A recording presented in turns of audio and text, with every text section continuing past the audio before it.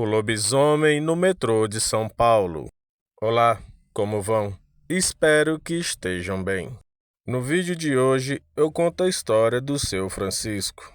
Ele hoje está com mais de 80 anos. Nasceu na década de 40. Porém, ele diz que sua aparência não passa dos 50 anos. Tudo mudou quando ele tinha acabado de fazer 20 anos e foi para o interior do Brasil.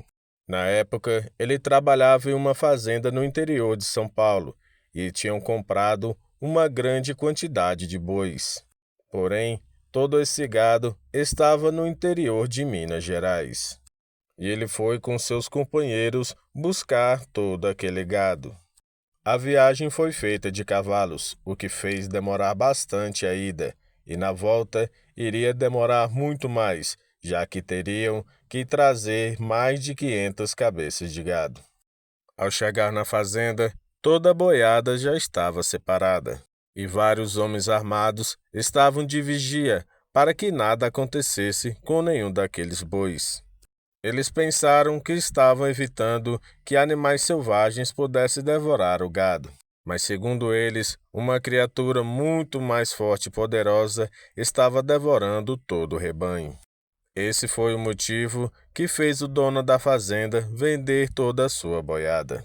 O grupo de Francisco, composto por 10 homens, se ofereceu para ajudar aqueles homens a caçar aquela criatura. Você deve estar se perguntando: mas o lobisomem não era no metrô de São Paulo?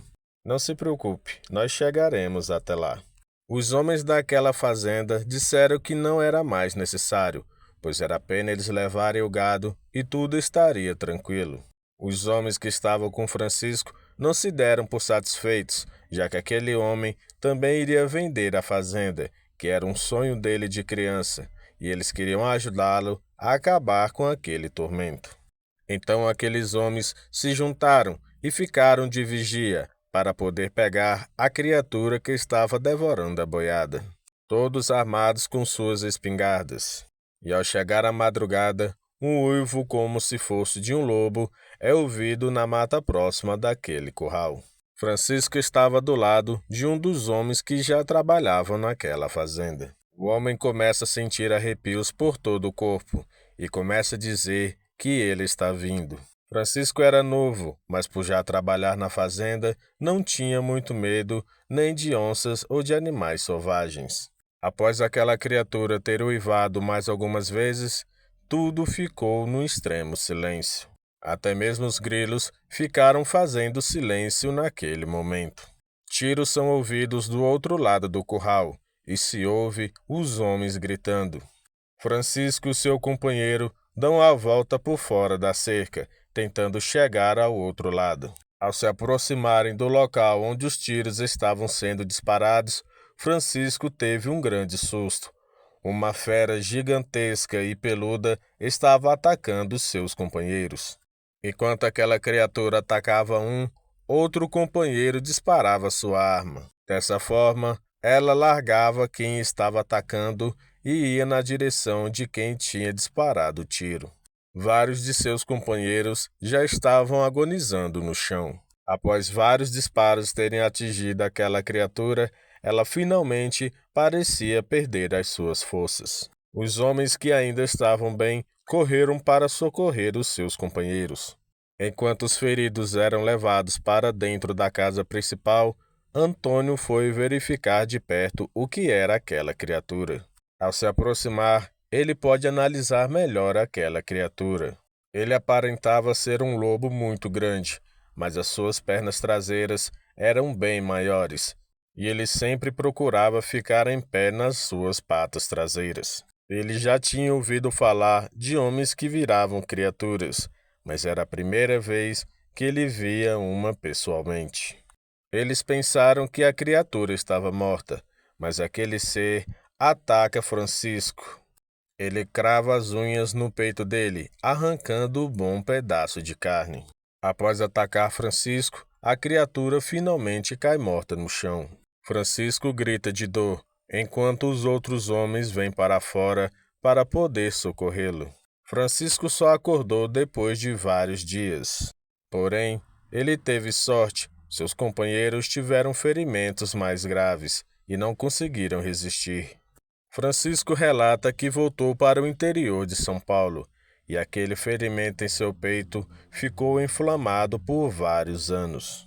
Todos pensaram que ele iria se transformar naquela besta, mas devido a ele passar vários anos com seu corpo fraco e aquele ferimento inflamado, isso foi deixado de lado. Francisco acorda um dia e aquele ferimento está completamente curado.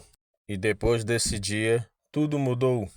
Ele perde o sono às noites, preferia dormir durante o dia, se irritava facilmente e procurava briga com quem quer que fosse na cidade. Francisco diz que a primeira lua cheia é a pior de todas, pois quando ele está se transformando, a dor é excruciante. Parecia que todos os ossos do seu corpo estavam se quebrando e a carne estava sendo revirada de dentro para fora. Francisco conta que ele consegue manter a sua consciência enquanto está transformado.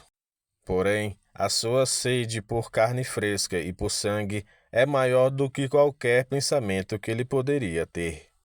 A única coisa que ele conseguia controlar era ir atrás de animais pequenos, galinhas, cães e pequenos gatos. Mas ele conta que na década de 70, uma superlua mudou tudo. Naquela superlua, ele perdeu seu controle. Antes disso, ele ainda conseguia manter o controle e viver uma vida tranquila, já que todos os vizinhos pensavam que era apenas um cão do mato que estava comendo seus animais. Mas naquela superlua, ao perder o seu controle, ele atacou várias pessoas de sua cidade.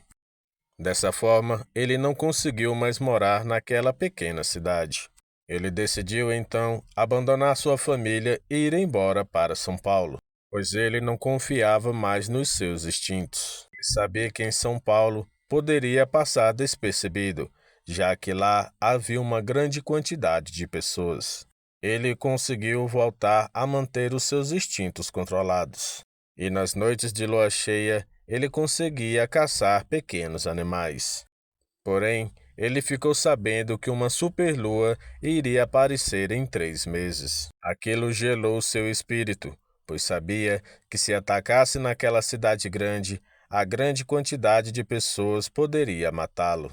Então ele conseguiu uma forma de prever que isso acontecesse. Era a década de 90 e o metrô de São Paulo já era bastante grande. Então ele percorreu boa parte do metrô e encontrou um local onde poucas pessoas frequentavam. Era uma das primeiras linhas que havia sido construída e tinha sido abandonada. Ele decide então comprar grandes correntes e se acorrentar naquela noite da superlua.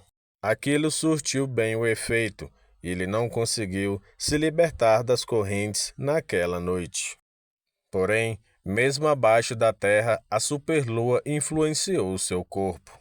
Ele se transformou na besta e uivou durante toda a noite. Várias pessoas da época disseram ter ouvido o seu uivo ecoar pelos túneis do metrô. Ele viu que ali era um bom esconderijo para manter a sua besta amarrada. Ele deixava ela sair apenas para saciar a sua sede de sangue.